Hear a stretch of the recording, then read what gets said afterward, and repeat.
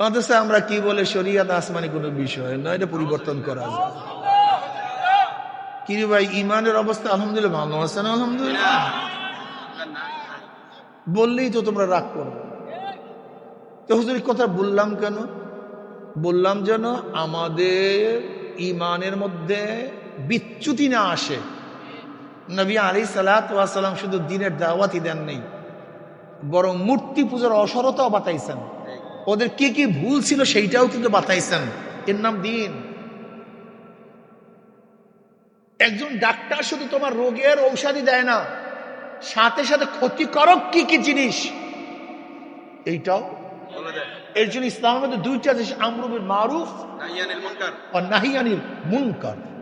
সৎ কাজের আদেশ, অসৎ কাজের নিষেধ। আপনাকে বলতে হবে এইটা ফরজ, এইটা ওয়াজিব, এটা ভুল করছে বাবা, এটা ঠিক না। যদি আমরা কেউ নাই বলি তাহলে একদিন কি হবে, আমার বাচ্চারাও জানবে যে মেয়েদের শর্ট প্যান্ট পরা কি আছে। বুঝাতে পারি? যদি নাই বলি তাহলে ওরা একবার কি জানবে যে শরিয়ত পরিবর্তন করা যায়। যদি নাই বলি ওরা কি মনে করবে যে এই জমানায় পর্দা লাগে না। আমি কথাটা বুঝাতে পারি? আচ্ছা বলো তো, কোন মেয়েদেরকে যদি পথ প্রদর্শন করতে হয়, যেমন একটা মেয়ে পথ চিনে না, একজন যুবক তাকে পথ প্রদর্শন করবে, সেই যুবকটা মেয়ের পিছনে থাকবে না সামনে থাকবে? পুরুষ কোথায় থাকবে? মেয়ে থাকবে। কারণটা কি? কারণ চোখের হেফাজত। মেয়েদেরকে আল্লাহ পাক এইভাবেই তৈরি করেছেন, ওদের গোটা অঙ্গ প্রত্যঙ্গ পোশাক পরা থাকলেও আকর্ষণ, জামা পরা থাকলে আকর্ষণ, ওদের হাঁটার মধ্যে আকর্ষণ। প্রথমে হইল মহিলা। আল্লাহ পাক রব্বুল আলামিন মেয়েদেরকে আকৃষ্ট আকর্ষণ দিয়েই বানাইছেন। এরা ফুল, এরা বাগানের ফুল। আপনি কি জানেন মেয়েরা কি? এরা ভিত্তি, স্থাপনা। গোটা দুনিয়ার ভিত্তি হইল মহিলা। এদের গুরুত্ব সম্পর্কে জানেন আপনি? যতদিন গোটা দুনিয়ার মধ্যে মেয়েরা আছে ততদিন দুনিয়া থাকবে। মেয়েরা না থাকলে কি থাকবে? সব ফাঁকা থাকবে, কিচ্ছু নেই, কিচ্ছু থাকবে না। এরা ভিত্তি, ফাউন্ডেশন, ফাউন্ডার। আপনি জানেন এদের গুরুত্ব কত, এদের দাম কত, এদের মূল্য কত, এদের কিভাবে তৈরি করতে হয়। এত দামি জিনিস।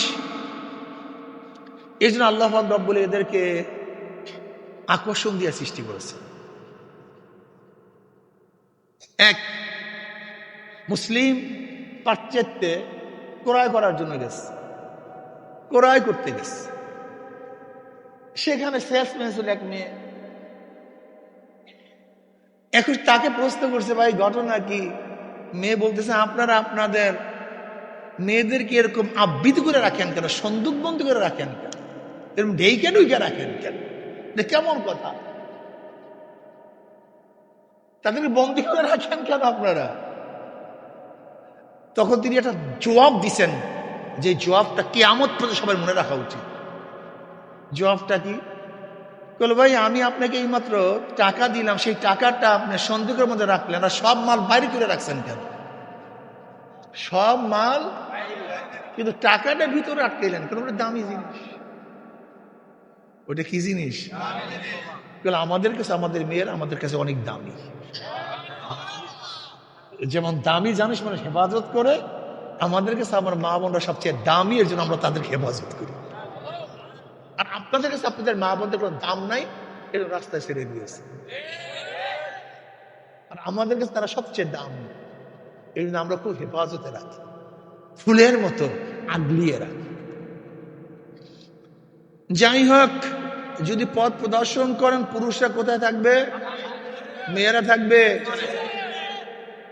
নবী আলাইহিস সালাতু ওয়াস সালাম জমানায় মসজিদে নামাজ পড়তে যাইতো, কোনো সন্দেহ নেই। তখন মেয়েদের কাতার কোথায় ছিল? পুরুষদের কাতার।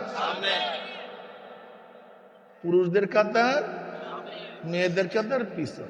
ওমর ইবনে খাত্তাব রাদিয়াল্লাহু জামানায় ইজমা, এটা ইজমাই উম্মত, খবরদার দলিল, ইজমাই উম্মত। সমস্ত উম্মত, সমস্ত সাহাবার একত্রিত হয়ে ফয়সালা করছেন যে এখন মহিলাদেরকে মসজিদে যাওয়া ঠিক হবে না, তাদের ঘরে বসিয়া নামাজ পড়তে হবে। ইসমাই উম্মত, কারণটা কি ছিল? ফিতনা। জোরে বলেন, জোরে বলেন। যদি ফিতনার জন্য, ফিতনার ভয়ে সমস্ত সাহাবারা ঐক্যবদ্ধ হয়ে মেয়েদেরকে ঘরে নামাজ পড়ার জন্য হুকুম করেছেন, আইন করেছেন, আমাদের যেমন এখন আর ফিতনা টিতনা নাই নাকি? ও না না না, আমরা তো তাদের চেয়ে অনেক ভালো। তো সাহাবাদের ইমান তো দুর্বল টুর্বল ছিল, তো ফিতনা মেতনা ছিল। আমরা তো কত মজবুত ইমানওয়ালা, আমাদের চেয়ে হাই কোয়ালিটির ইমান কার আছে? না, ঠিক না ভাই? আলহামদুলিল্লাহ। মেয়েরা কোথায় ছিল না ভাই? মেয়েদের কাতার কোথায় ছিল না? আর আমরা মেয়েদের কাতার দিই কোথায় ভাই? মিছিলের সামনে দিই, বাস, ব্যানারের সামনে। আল্লাহ আমাদেরকে হেদায়েত, মাশাআল্লাহ, ভালো। আল্লাহ যেন আমারও হেদায়েত দান করে। সমস্যাটা কি জানেন? কি রাগ টাগ করতেছেন না ভাই? না, আপনাদের মনে রাগ হয়ে গেছে হুজুরের।